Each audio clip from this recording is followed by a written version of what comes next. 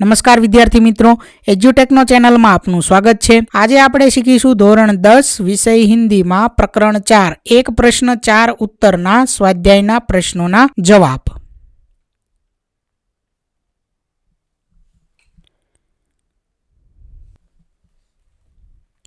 સૌથી પહેલા છે પ્રશ્ન નંબર 1। निम्नलिखित प्रश्नों के नीचे दिए गए विकल्पों में से सही विकल्प चुनकर उत्तर लिखिए। जेमा सवाल नंबर 1 है, प्रत्येक नागरिक को पूर्णतः लगन एवं निष्ठा के साथ कार्य करना चाहिए। एना विकल्पों है अ ईमानदारी, ब बेईमानी, क जल्दबाजी और ड धीरे धीरे। तो जवाब आवशे अ ईमानदारी। त्यार पछी सवाल नंबर 2 है, वृद्ध ईसाई पादरी ने कहा, तुम बड़े आलसी हो, तुम भिखारी हो, तुम ईमानदार बनो, तुम लोग अपने काम में गर्व नहीं लेते। तो एनो जवाब थशे ड, तुम लोग अपने काम में गर्व नहीं लेते। तीजो सवाल है, भगवान की मूर्ति की स्थापना करने के बाद उनके कहे अनुसार चलना चाहिए, मूर्ति की पूजा करनी चाहिए, प्रचार प्रसार करना चाहिए, पुजारी जी के आदेश का पालन करना चाहिए। तो एनो जवाब आवशे अ, उनके कहे अनुसार चलना चाहिए। त्यार पछी है प्रश्न नंबर 2, जेनी सूचना है, निम्नलिखित प्रश्नों के एक एक वाक्य में उत्तर लिखिए।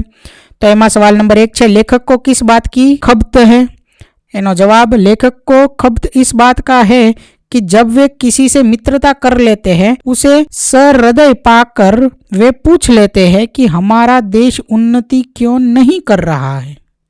सवाल नंबर 2, कुटुंब व्यवस्था किस प्रकार नष्ट हो गई? तो एनो जवाब, हमारे देश में लोग खुद आगे रहना चाहते हैं, किसी को आगे नहीं बढ़ने देना चाहते। इस प्रकार उदारता का अभाव होने से कुटुंब व्यवस्था नष्ट हो गई। त्यार पछी है सवाल नंबर 3, हम किसकी जय जयकार करते हैं? एनो जवाब में आपणे लखी सकीए, हमारे देश में बड़े बड़े नेता हो गए हैं, हम उनकी मूर्ति की स्थापना करके उनका जय जयकार करते हैं। त्यार पछी सवाल नंबर 4, सच्चा देशभक्त कौन है? तो जवाब, जो अपना कर्तव्य ठीक प्रकार से करता है वही सच्चा देशभक्त है। त्यार पछी है सवाल नंबर 3, निम्नलिखित प्रश्नों के 2-3 वाक्यों में उत्तर लिखिए। जेमा छे पहलू, हमारे देश में किस प्रकार जागृति आ सकती है? तो एना जवाब में आपणे लखी सकीए, हमारे देश के लोग अपने काम में गर्व नहीं लेते हैं, इसके अलावा वे अपनी जिम्मेदारी भी नहीं समझते। यहाँ के लोग श्रम का महत्व नहीं पहचानते और स्वयं मेहनत करने से परहेज करते हैं। गुणी और जानकार लोगों में उदारता नहीं है, वे अपनी विद्या दूसरों को बताना नहीं चाहते। यदि इन बुराइयों को दूर कर दिया जाए तो हमारे देश में जागृति आ सकती है। त्यार पछी है सवाल नंबर 2, मनुष्य समाज को संगठित करने के लिए हमें क्या करना चाहिए? तेना जवाब में आपणे लखी सकीए, मनुष्य समाज को संगठित करने के लिए हमें अपने नेताओं द्वारा बनाए हुए मार्ग पर चलना चाहिए और उनके आदेशों के अनुसार अपने जीवन का संगठन करना चाहिए। हमें इस बात का ध्यान रखना चाहिए कि हमारा कार्य क्षेत्र चाहे छोटा हो या बड़ा, हम अपने हर काम ठीक प्रकार से करें। इससे हमारा व्यक्तिगत जीवन संगठित होगा। हमारा व्यक्तिगत जीवन संगठित हो जाने के बाद मनुष्य समाज अपने आप संगठित हो जाएगा। त्यार पछी है सवाल नंबर 3, तुम लोगों में उदारता नहीं है, कथन का आशय स्पष्ट कीजिए। तो एना जवाब में आपणे लखी सकीए, यदि उदारता शब्द का आशय किसी को आगे बढ़ने देने, किसी को अपनी योग्यता दिखलाने का मौका देने, किसी के विकास का मार्ग अवरुद्ध करने, अपने विशिष्ट विद्या अपने जीते जी दूसरों को दे जाने तथा जरूरतमंद को काम सिखाने आदि के बारे में उदार दृष्टिकोण रखने से है। हमारे देश के लोगों में यह उदारता नहीं होती, वे दूसरों को आगे नहीं बढ़ने देते, स्वयं ही आगे रहना चाहते हैं। गुणी नवयुवकों को अपनी योग्यता दिखाने का अवसर नहीं देते, वे अपनी विद्या भी किसी को नहीं सिखाते और वह उनके साथ ही खत्म हो जाती है। इससे देश और समाज का बड़ा नुकसान होता है और लोगों को उपयुक्त अवसर पाने से वंचित रह जाना पड़ता है। त्यार पछी है प्रश्न नंबर 4, निम्नलिखित प्रश्नों के सविस्तार उत्तर लिखिए। जेमा सवाल नंबर 1, ईसाई पादरी ने लेखक के प्रश्न का उत्तर किस प्रकार दिया? તેના જવાબમાં આપણે લખી શકીએ ईसाई पादरी लेखक के विदेशी मित्र थे। उन्होंने लेखक के प्रश्न के उत्तर में कहा कि तुम लोग अपने काम में गर्व नहीं लेते। उन्होंने अपनी बात को स्पष्ट करते हुए कहा कि यहाँ के लोगों की कथनी और करनी में बहुत फर्क होता है। वे नौकरी के लिए दरखास्त देते समय अतिशयोक्तिपूर्ण शब्दों का प्रयोग करते हैं, अपने मालिक की शुभकामना की प्रतिज्ञा करते हैं, पर नौकरी मिलते ही वे अपनी जीविका को ही खराब समझने लगते हैं।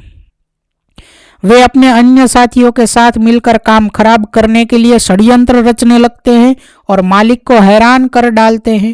अन्य देशों में लोग साधारण शब्दों में नौकरी के लिए दरखास्त देते हैं और जब स्थान मिल जाता है तो वे बड़ी निष्ठा और लगन से काम करते हैं।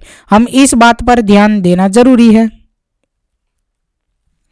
ત્યાર પછી છે સવાલ નંબર 2, વૃદ્ધ સરકારી કર્મચારી ने लेखक के प्रश्न का उत्तर किन किन उदाहरणों से समझाया। तेना जवाबમાં લખી શકીએ कि वृद्ध सरकारी कर्मचारी लेखक के मित्र थे। लेखक ने जब उनसे अपने देश के उन्नति न करने का कारण पूछा तो उन्होंने उत्तर दिया कि आपके देश के लोगों में जिम्मेदारी की भावना नहीं है। लोग दूसरों के प्रति अपने कर्तव्य को नहीं जानते। लिए गए काम को पूरा करने का गुण लोग भूल गए हैं। इसीलिए किसी को किसी पर विश्वास नहीं है। खाने की दावत हो तो मेजबान को यह विश्वास नहीं होता कि मेहमान समय से आएगा और मेहमान को यह विश्वास नहीं होता कि समय पर जाने से खाना मिल जाएगा। गृहस्थ को यह विश्वास नहीं होता कि धोबी और दर्जी वादे पर कपड़े दे जाएंगे और धोबी और दर्जी को यह विश्वास नहीं होता कि उन्हें समय पर दाम मिल जाएंगे। रेलगाड़ी से यात्रा करने वाले को विश्वास नहीं होता कि पहले से बैठे यात्री उसे स्थान देंगे और पहले से बैठे यात्री को यह विश्वास नहीं होता कि आने वाला यात्री आने पर व्यर्थ का शोर नहीं मचाएगा। पैदल चलने वाले को यह विश्वास नहीं होता कि आगे चलने वाला व्यक्ति अपना छाता इस तरह खोलेगा कि छाते की नोक से उसकी आंख न फूट जाएगी। आगे चलने वाला व्यक्ति को यह विश्वास नहीं होता कि पीछे वाला व्यक्ति उसे धक्का नहीं देगा। किसी को किसी पर यह विश्वास नहीं कि केले, नारंगी का छिलका या सुई, पिन आदि इस तरह वह न छोड़ेगा जिससे दूसरे को कष्ट पहुंचे। यहाँ के लोग अपनी तात्कालिक सुविधा देखते हैं। दूसरों के प्रति वे अपने कर्तव्य का अनुभव नहीं करते। ત્યાર પછી છે સવાલ નંબર 3, एक बड़ी वृद्धा स्त्री ने प्रश्न का उत्तर किस प्रकार दिया। तो एना जवाब, एक बड़ी विदेशी महिला का लेखक के परिवार से बड़ा प्रेम था। उन्होंने अपने 40 वर्ष देश की विविध सेवाओं में लगा दिए थे और यहाँ के बारे में उनका अच्छा अनुभव था। लेखक के प्रश्न का उत्तर देते हुए उन्होंने कहा कि भारत के लोगों में उदारता नहीं है, इसलिए वे खुद ही आगे रहना चाहते हैं और दूसरों को आगे नहीं बढ़ाते। हमारे देश में अनेक गुणी नवयुवक हैं। वे इन नवयुवकों को अपनी योग्यता दिखाने का मौका नहीं देते।